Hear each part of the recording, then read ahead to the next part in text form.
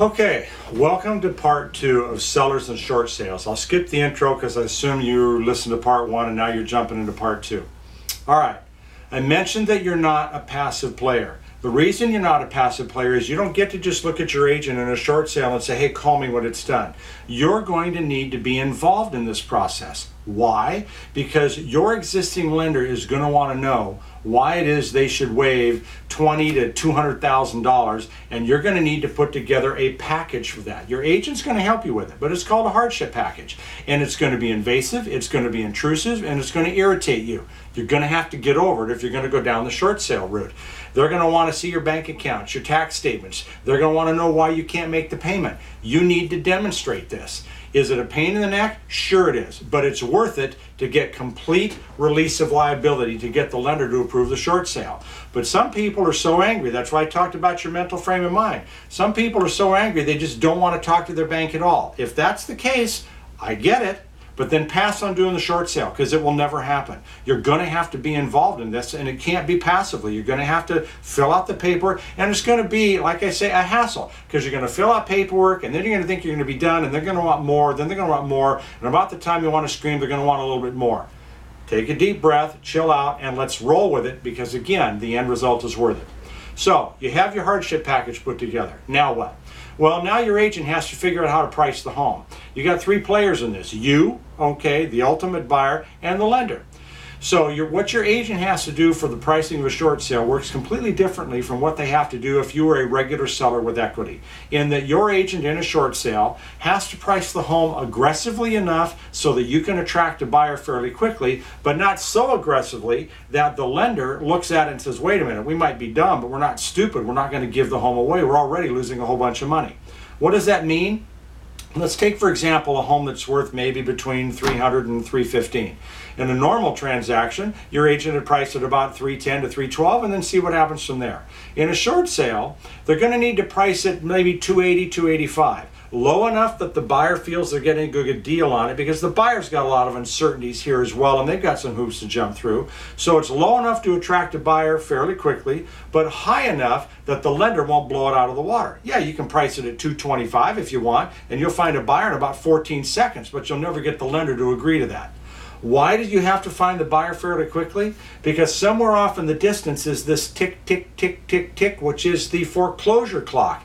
It's still running while you're trying to work over here with the loss mitigation department of the bank to effect a short sale. It would be nice if these two guys talk to one another, but don't look for common sense out of a bank. That ship sailed a long time ago. So that a lot of times the foreclosure clock keeps ticking while you're trying to make this happen. So we've got a time frame here. So you want to be aggressive enough with the price that you can get a buyer fairly quickly, but hopefully not too aggressive that the lender comes back when you finally send the offer in and they say, forget it.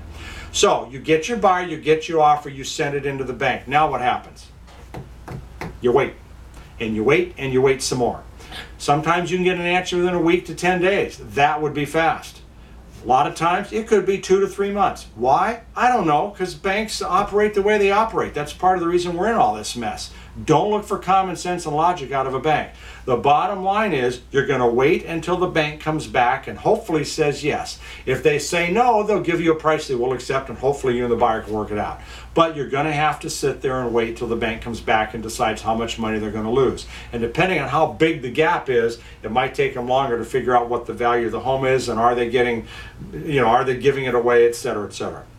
So once you get an acceptance from the bank, then what happens? Well, then your escrow proceeds like a normal escrow. You're going to have about 30 days to get it closed.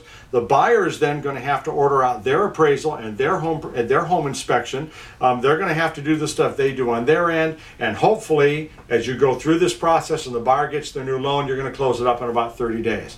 Why doesn't the buyer order their appraisal and their home inspection while you were sitting there twiddling your thumbs waiting? Very simple. They do not want to spend between $800 and $1,000 on those 2 items and then find out that the bank said no, they won't do the short sale. So they're going to wait until the bank says that it's okay. And you can't blame them. That's a lot of money for them to put out there just to have some bank, your bank, say, sorry, we're not going to do the short sale. Okay, so you do all of that, bank says okay, and you close it out and off you go. There are a few other things to note here when it comes to a short sale. And again, this is pretty general. These are fairly general because we're trying to give you as much information as we can, but everything is going to be different. That's one thing you need to know. Every bank is different. Number one, can you do a short sale if you've got 2 loans on your property? Yes, you can, but it becomes more complicated. The complication is that in a foreclosure, your second trust deed holder, 9 out of 10 times, is just simply going to get wiped out and they get nothing. But in a short sale, you still need them to sign off, and they know that, and they use this as leverage to try to get some money out of the first trust deed seller. They know that, the first trust deed holder. They know they're getting it from you, so they need to get it out of the first trust deed holder. First trust deed holder knows this, and generally they will allocate between $3,000 to $6,000 to the second trust deed holder, and hopefully your second trust deed holder isn't so stubborn that they say forget it and let the whole thing go away. All right, $6,000 is better than nothing. So hopefully they'll take that. But so yes, you can do a short sale with two lenders. It's just a little more complicated. Secondly, we can't tell you not to make your payment. You're going to have to talk to an attorney on that. And chances are, if you're watching this video, you're probably already at that point where you've stopped making your payments. But if you haven't, understand, while we can't tell you to not make your payments, we can tell you that in our experience, the lenders won't talk to us about a short sale until they know they have a problem. And if you're current on your loans, they don't think they have a problem. So you may need to go through some loan modification processes, or you may need to talk to someone at your bank. We make an assumption if you have been making your payments, then they know there's going to be an issue.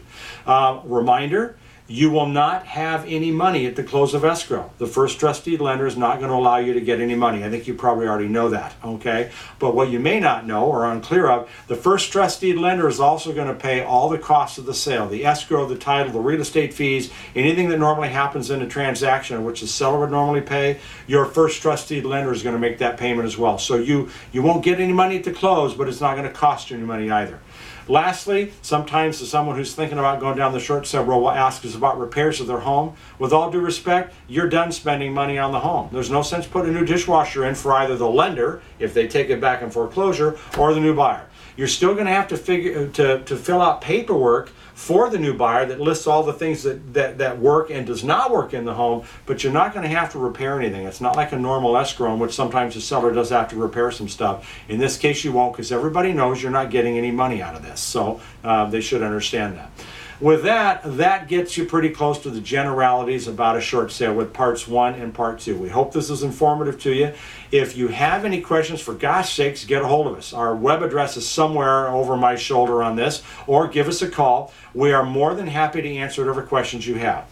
Otherwise, that's it. Thanks for watching, and hey, do not forget, okay, be very careful out there. It's a goofy real estate world, and we don't want to see anybody get hurt with misinformation. Thanks a lot. Bye-bye.